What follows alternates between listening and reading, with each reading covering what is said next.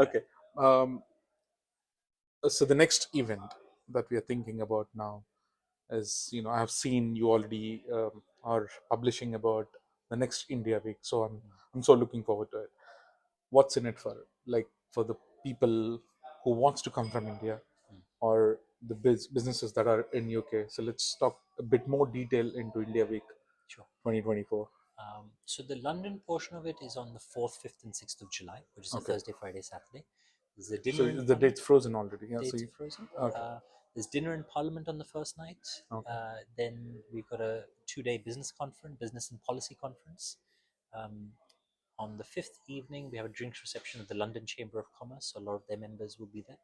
And then on the sixth in the evening, we have a black tie dinner for about 300 people. Okay. Um, it'll be on a bigger scale than last year. Okay.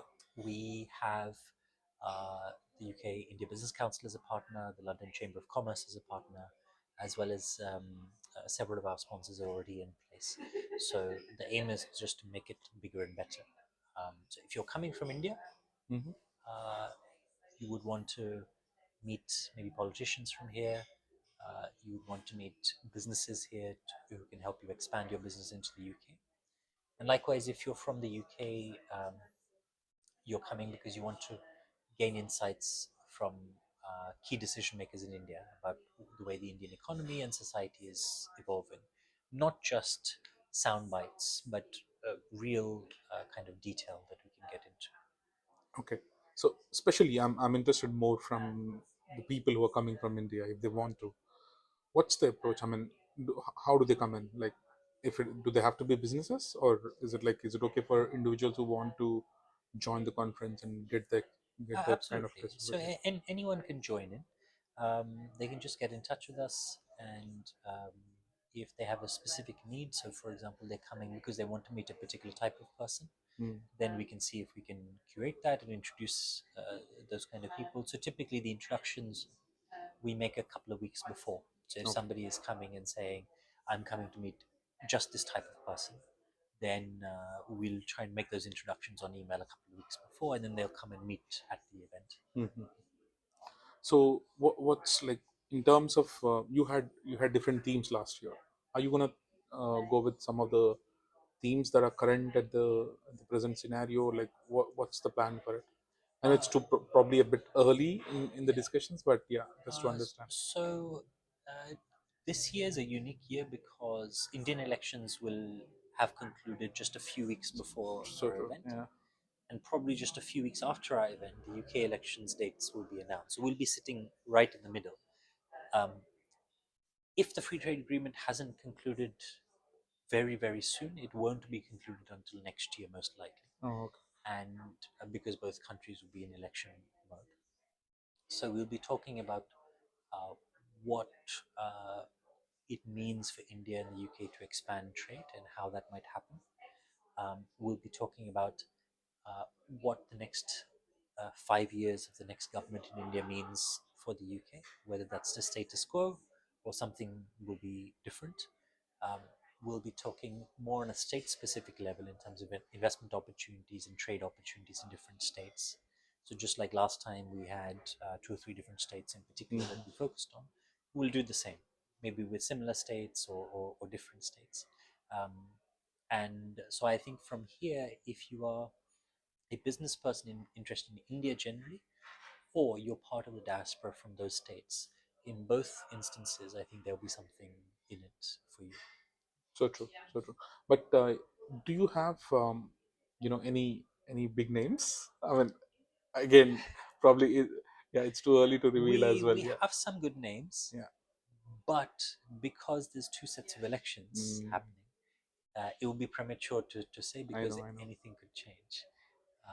But one thing is certain: it's going to be much bigger than last year, Okay. and we'll have a much wider roster of speakers as well. And you had CEO's golf weekend Yes, last week, that's right. last year. So are you planning for the same this year Correct, as well? Okay. correct. So this was 28 people playing golf in groups of 4. Okay. It was over one weekend in Leicestershire, and the aim was that CEOs can get to spend time with Hmm. one another away from um, cameras, etc., in a more convivial setting. So we're definitely going to do that again this year. So I'm more interested, Pratik, to learn about, like, we spoke about big names, big stuff, right? But at the same time, I want to understand about SMEs, or the small kind of businesses, or early birds into the business. All these people, did you hear any success stories after coming, meeting Bridge India or EPG Group, or like I just want to understand from that lens, thinking at, like, what is it for, what it like means for smaller businesses, or Yeah, people who are not with the bigger numbers probably, but yeah, big aspirations definitely, yeah. because people would love to come to this kind of forums and understand and learn and look at the path for the next 10 years. So Correct. is it a platform that can give you, I mean, if I'm in new business and if I want to see the next 10 years, would it be a good platform for me? Yeah, so I think you make a really good point in that often when you have international conferences like this, it's only the really big businesses that come. Mm. And honestly, apart from a signaling and a brand value to saying that you can get, as a conference organizer, CEO of a large company, if you're a service provider or if you're a small business trying to sell to the CEO of a $20 billion corporation, Hmm. let's be honest, they're not going to buy from you True. because So true. there's been 1,000 people just like you who've been trying to pitch to that person. It's nice to take pictures with them, that's fine. But if you have a small business, if you have a growing business, then spending one whole day just to take some pictures is not worth it. You need an ROI coming out of it. So I think this year we'd really like to focus on being able to generate that ROI. Okay. We have had some success stories from last year.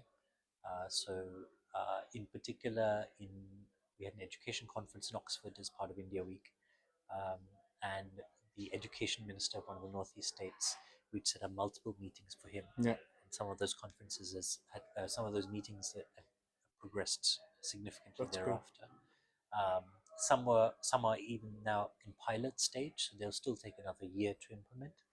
Um, but I think those kind of success stories really help. No, brilliant. And one more area which definitely, when I've attended the conference last year, I haven't seen, probably it's there, but the tourism side of the both the countries, has that been explored, Pratik, at all? I mean, I know Yeah, we have representation from different states, but in the conference I haven't seen Northeast, showing a lot of their tourism yeah, yeah, as an exhibit or something. Would have been, I mean, when I came out of the conference and in the evening when I was sitting and writing my notes, I was like, yeah, the Northeast states were here, but why didn't they actually yeah, exhibit their tourism here? yeah, yeah, Or someone else would have done this. Kerala would have done it, or Telangana was here. They would have actually done much about that, yeah, yeah, because there's so much to see in India, and UK is one of those countries who travels a lot to the world, and traveling is kind of everyone's regular thing in UK. So yeah. are we touching that this year, specifically on tourism? Specifically on tourism, I'm not sure if we'll specifically touch on that. I think it just depends on what the counterparts that we talk to from India, what their priorities are. Okay. So quite often, what happens is the priorities will be the things that sound good in announcements and Mm. create jobs locally. So it will be manufacturing industry, business type of things, or indeed IP related things, so Yeah, tech get that. and AI. So I think you're right that sometimes these other businesses, these other industries get maybe neglected. Mm. Um, Realistically, in technology, even if you get a huge amount of investment in a state, uh, the jobs that are created are not at the bottom end of the spectrum. True. They are simply enabling the top end of the spectrum to be able to move from one high paying job to now another high paying job. That's true. Whereas something like tourism uh, employs lots of semi skilled and unskilled people. So, actually, you're right, something like that in the services industry is probably more useful for the part of society that most needs a boost. And also, it actually empowers the unorganized section of the people as well, especially if you go to Kerala or Telangana, some of the south part of Telangana, right? I mean, it's probably not the prominent tourism places, but there's so much to see. Hmm.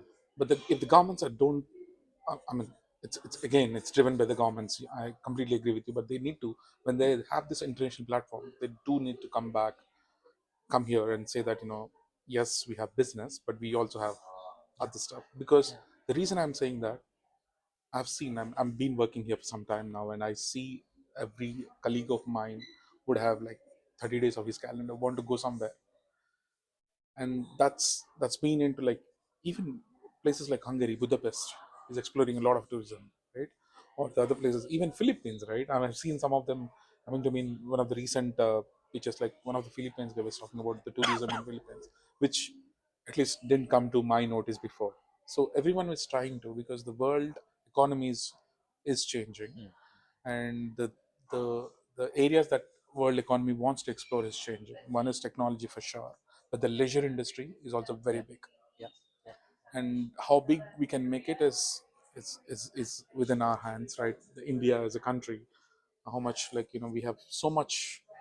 Gujarat used to do that mm. sometime, but I Mm. haven't seen anything in the Yeah. recent I mean, times. I would love to generally, not just at this event, but more widely, Mm-hmm. have that conversation around the different Indias that exist. Mm-hmm. Because in metro cities, let's say you live in a society and you have a tennis court and a driver, you go to a fancy IT park to do your job. You are not really bothered about what happens in the rest of India because That's you have a true. very safe bubble. You don't worry about pollution because the society you're living in has trees and it's quite nice and leafy. But that part of India is very insulated from some of India's other problems.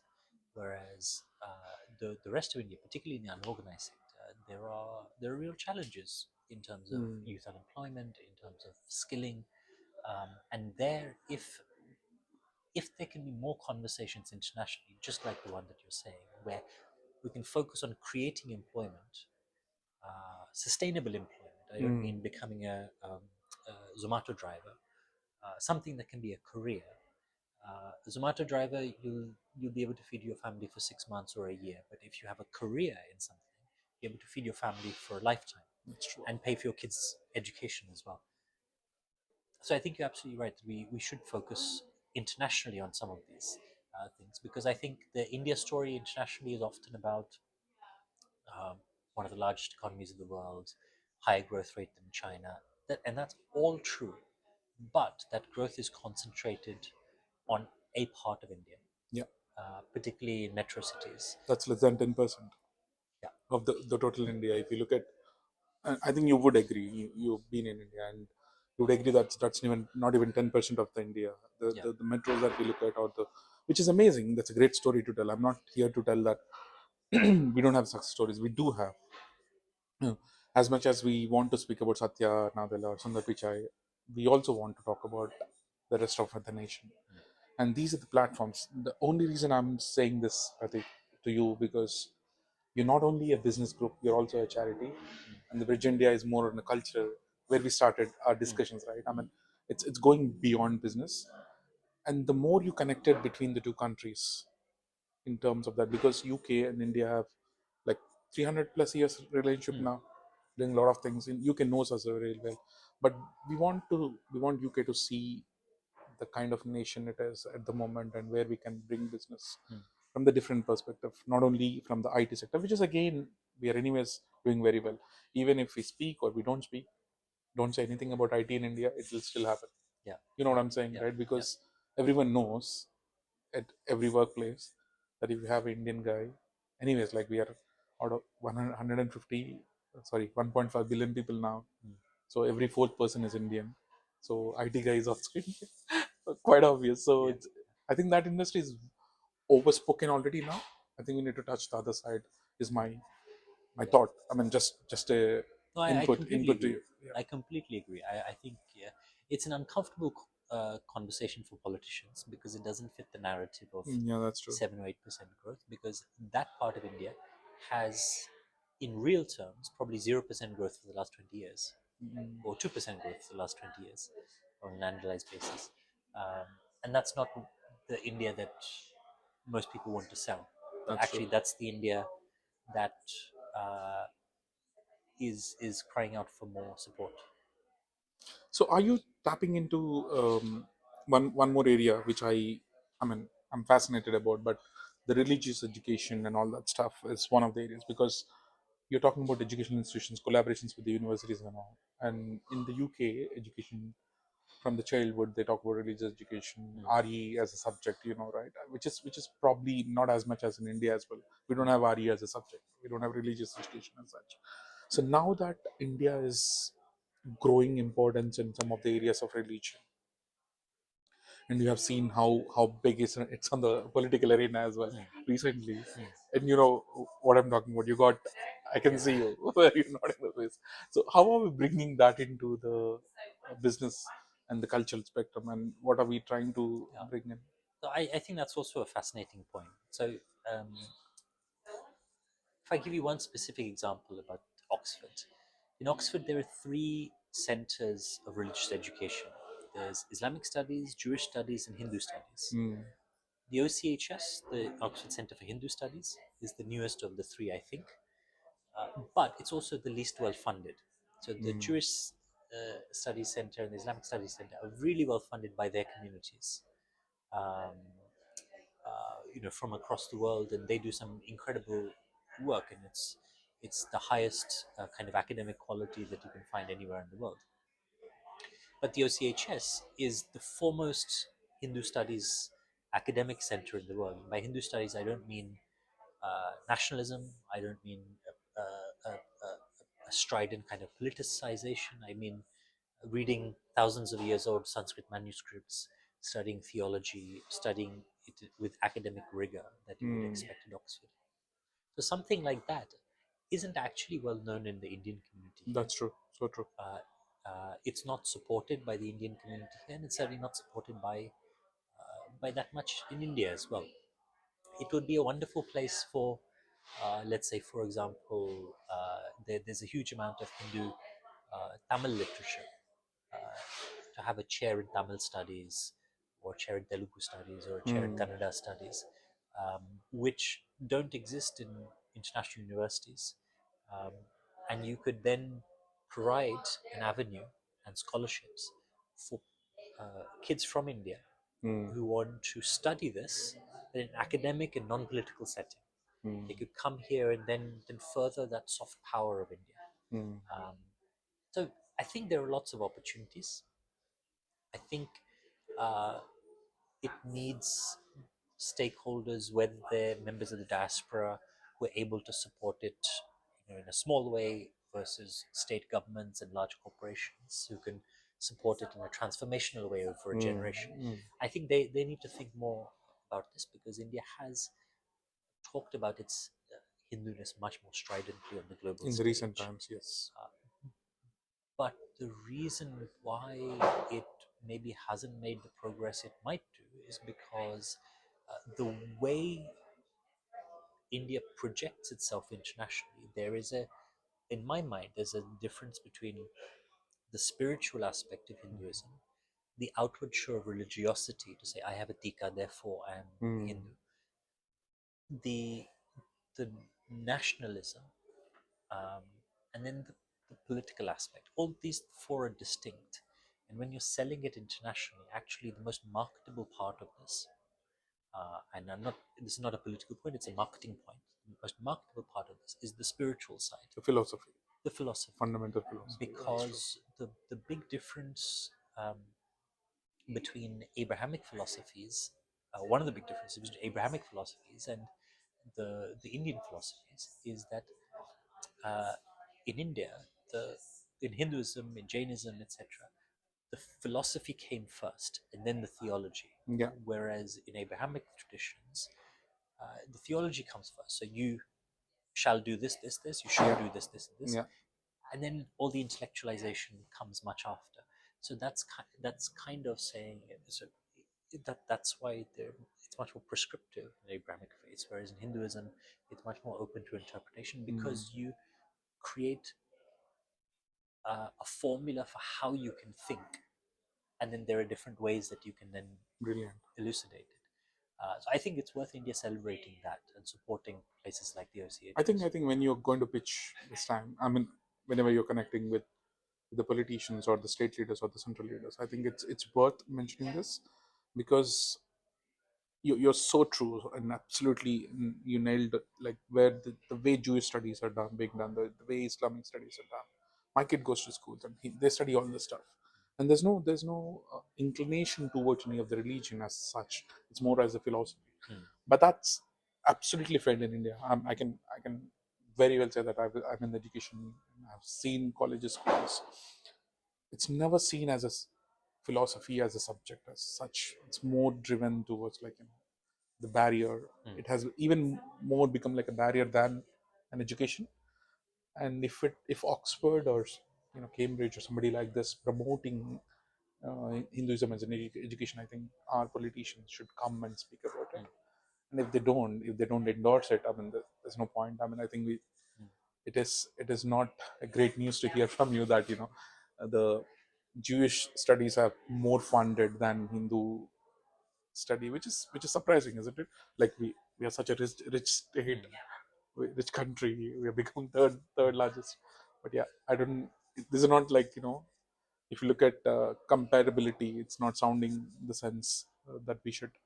I think, Absolutely. yeah, if you could please, it'll be my appeal. If you could bring somebody to speak about it, it'll be Yeah. amazing. Yeah. So, I mean, it will be great to have you and others in the community here to visit OCHS, Yeah. um, because I think when you see it and you can see there are these old manuscripts you have to wear gloves Yeah, we to, should to definitely. use to see. Um, there's a special resonance you can have with Mm. the philosophy and the religion as well, because you're right, in India it's not taught like that. Mm. For most people, actually, the cultural side of it is more important when you're in the diaspora. And the cultural side is you can meet people that are similar to you at a cultural center, at a mandir or a mosque or Yeah. whatever it is, gurdwara. Um, but some of this philosophy is much harder to access because it involves a lot more thinking. The cultural side is much more about Easier, let's quicker dance and eat celebration. and Yeah. wear nice clothes. So that's a much easier entry That's true. point. That's true. Brilliant.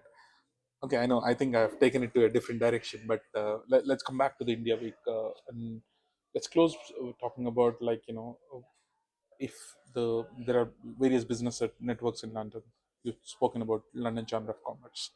How are these various business forums helping the Indian community, and what else that Indian business community especially should know from this? Because I have plenty of students coming to me, and or any person who knows something or Mm. a bit of influential, people will come to you and ask for jobs Yeah. Mm. or ask for, like, references and all that stuff, which is very common, right? Yeah. Yeah. So my question, this question is specifically,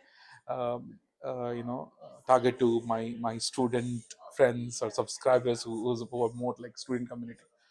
So if there are, like, and 200,000 plus students every year comes to UK from India, so that's a lot of Indian Mm. students. What is that they have to look forward to if they have to come to this EPG, sorry, Economic Policy Group or Bridge India sessions? Not only India Week, but throughout the year, you probably are planning about a lot of good stuff. So, do you have anything for students? And especially from, let's talk about India Week. How can India Week help students if they want to come and Yeah. see it? So And then let's talk about the. yeah, so in fact, if students want to come to India Week, we'd love to have them. The challenge is it's in July, so it'll be around exam time. So if Hmm, you're in your first year, you don't have exams, it's wonderful. If okay. you're in your third year and you have exams, it's less easy. But if students want to come, they can just get in touch, um, and we'd love to have volunteers on the day. We'd Okay. love to have students taking part. Um, and then for the other events, I think because there's been this big influx of Indian students into the UK in the recent past, after COVID, um, there has been probably something missed along those lines in terms of helping the students with. So earlier generations have been able to come here, do internships for 1 or 2 summers, Hmm, and then when they're at the end of the third year, they're work ready because they know how the business culture here works because they've done 2 summers worth of internships. Now it's been a bit different because if you went to university during COVID, you didn't have the opportunity to learn more about the business culture here because you were working virtually. that's so true. And recently, as well, if you're graduating last year or this year, it's been a lot trickier because the job market here has been much more difficult. So I think uh, there are avenues of support. I think it's about coming to the events, networking. Uh, but when you apply for jobs, not sending blanket Mm. CVs and applications. Uh, it's very obvious for an employer when you are taking 2 plus 2 and making 22 on your CV. You may think that you're the first person to do this and it's really smart, but it's not. Uh, an employer has seen this 100 times and they will know. Mm. But if you build up the experiences by going to events, doing internships, gathering work experience, then you'll be able to do a better CV and be able to do a better interview. But are you planning to bring some platforms for students through EPG or Bridge India as part of this whole initiatives? Because the only reason I'm asking this, Pratik, I know you're more targeted in businesses, but there could be some of these, like, there could be students from King's College or somewhere else. These are probably the audience for you in the next 5 years, Hmm. because it's no more like 30 years generations. It's gone, right. The trend is never 30 years now. It's like either 2 years, 2 to 5 years is the maximum trending. So the next biggest businessman could be from that Yeah, crowd. yeah. So how is this collaboration is going to work? I mean, do you have any student collaborations at all? So uh, I think particularly in Kings and LSC we do okay. through Bridge India. So engaged with a number of the student Okay, societies that's good. there. Actually, Bridge India is more or less run by some wonderful interns that we have from King's College, Mm. um, as well as LSC. But we've had collaborations with student societies in Oxford and in Warwick before. Mm. Um, and there's some student groups that are doing wonderful work like INSA that have have been growing at a significant level on different campuses. So I think it is important, you're right, to engage student groups. Um, Doing something targeted for student groups is a bit more difficult because Yeah. I think in part there's a practical challenge of the student leadership of a society changes every year Mm. because usually people want to run a society partly for the interest, but partly also to put it on their CV. So once that is done and they've applied for a Mm. job, they move on to something else. So Makes having that sense. continuity over 5 years is very difficult.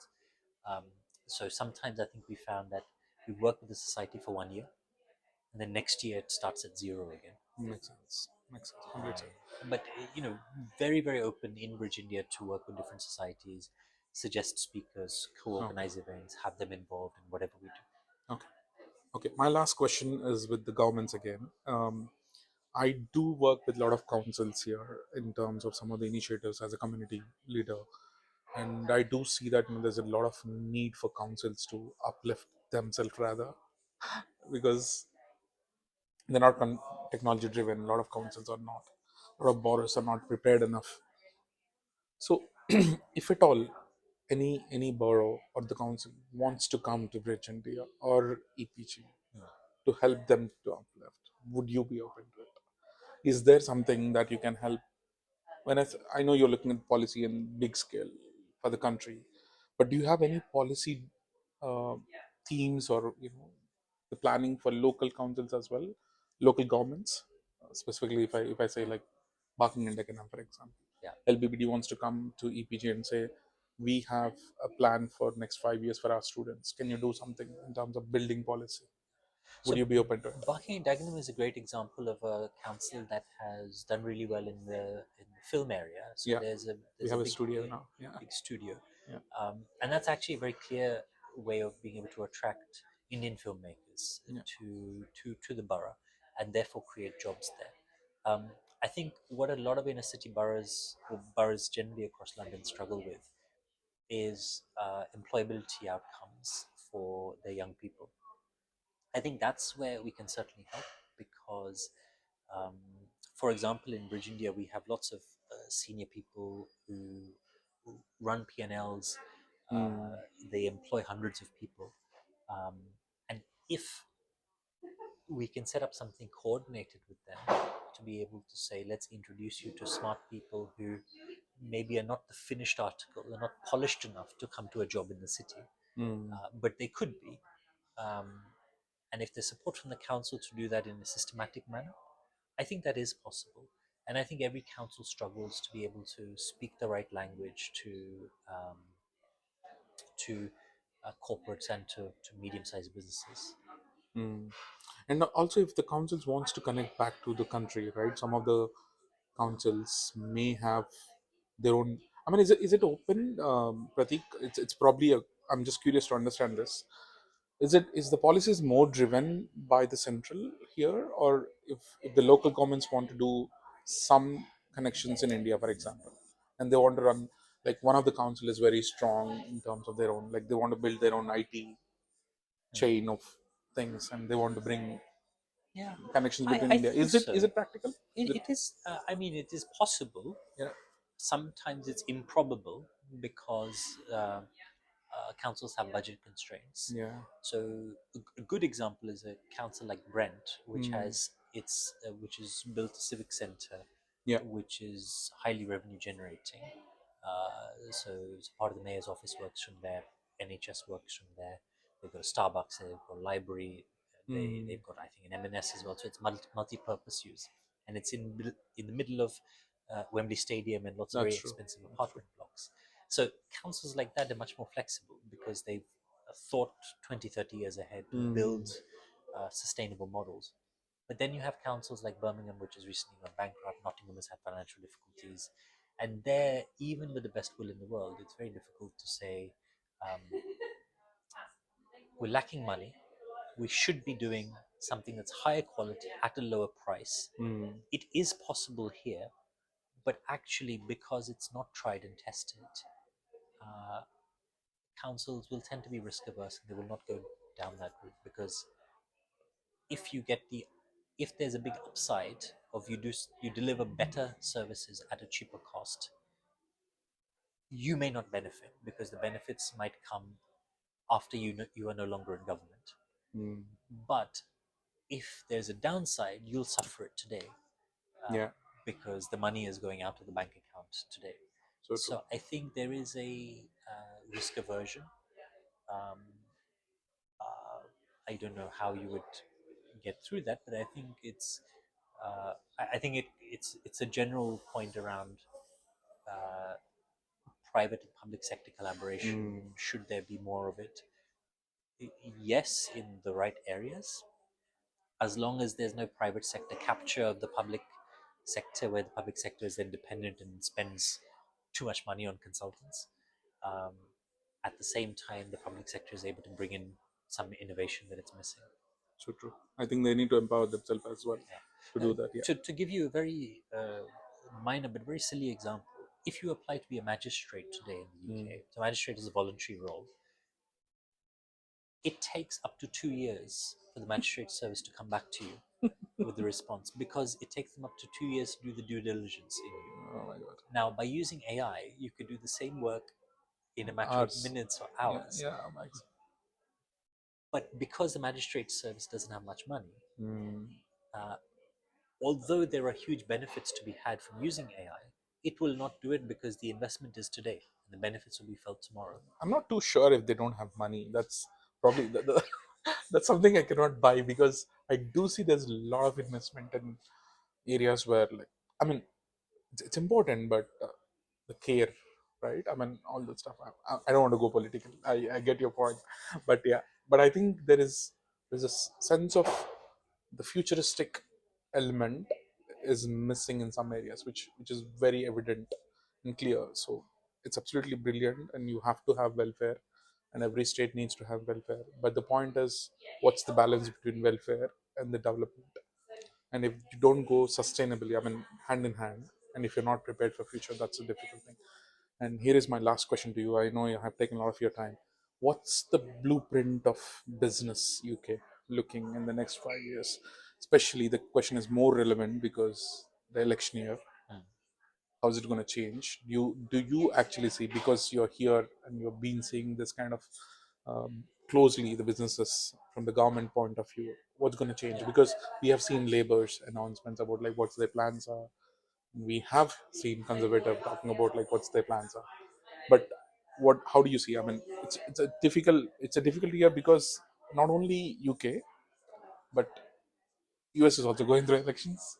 India is also going through elections. There's so much happening in the Yeah, next 12 months. yeah. So how do you Uh, see so this? actually, for me in the UK, it's a very simple answer. The British government, whichever government it is, needs to know what it stands for and the Mm, direction it wants to take the economy. The simplest way to do that is to have a proper business and industrial strategy for the country to be able to mm, say, these are things we want to be good at, these are things we're already good at and want to double down on. And then that's where we want to allocate resource, that's where we want to create jobs in a way that takes the whole of society with you. So not just making London richer, but making those benefits being felt elsewhere. Because I think there's a lot of disjointed policies today. So, for example, councils are being told to raise council tax by nearly 5%, mm, and at the same time, the chancellor was trialing some media bites after going to Davos this year about further cutting national insurance. Those things don't make any sense. If you're cutting national insurance to get a benefit in the center, and then you're forcing councils to impose uh, the same, offsetting exactly the same benefit, uh, it's not coordinated policy. So I think just a lot of, I feel that to be a politician, 50% of the work is just not doing stupid things. mm. Um, and I think if you just use common sense to say, You're asking a difficult thing in the the, current scenario. I'm sorry to say this, but it is very difficult in the current scenario. You know what I'm talking about, right? I mean, I think part of the reason is that politicians are thinking so much about their survival.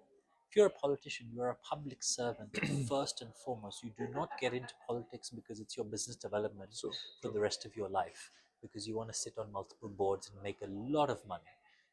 You get into politics because you want to serve people. Mm, And if you have that mindset, you will automatically think not just 5 years ahead, but you think about what's good for the country in 20 years. true. I buy completely that your vision about 20 years might differ from another party's vision or another MP's vision. And that's okay, that's a healthy conversation. But you have to know what you stand And you think Britain is safe?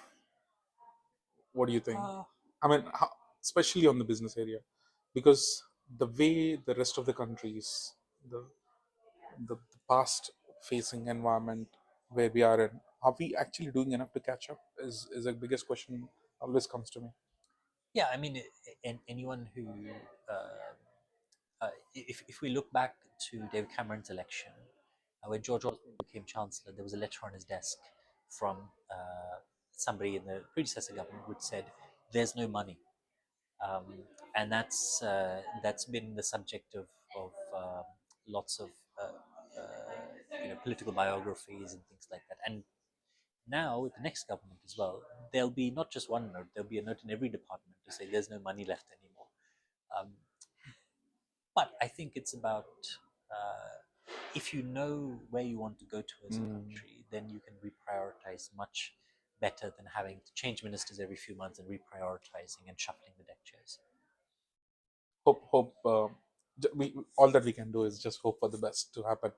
And I'm hoping to see, like, for us personally, let's look for the amazing India week in July, right?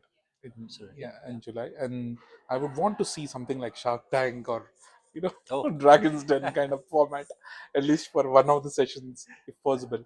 would you And be one of the sharks? yeah, obviously, yeah, I can't, but like I may not invest, but but yeah, Shark Tank is picking up really in India, Yeah, yeah, right? yeah, Yeah. yeah. So looking forward to that, Pratik, and thank you so much for your time. Thank you so much. I know you're busy, big man, but still giving this time to us, and uh, insights, especially to a lot of. I mean, today we covered a lot of ideas, like we covered businesses, we covered students, we covered surprisingly the religion aspect as well, so which is amazing. So I think thank you so much, and it's always great to speak to you, Thank you. and amazing conversations always Thank you. works well. And let's see, looking forward to, I think I'll be invited to the India week. Absolutely, absolutely, absolutely. All Thank right. you so much, Thank you so Pratik. much. Guru.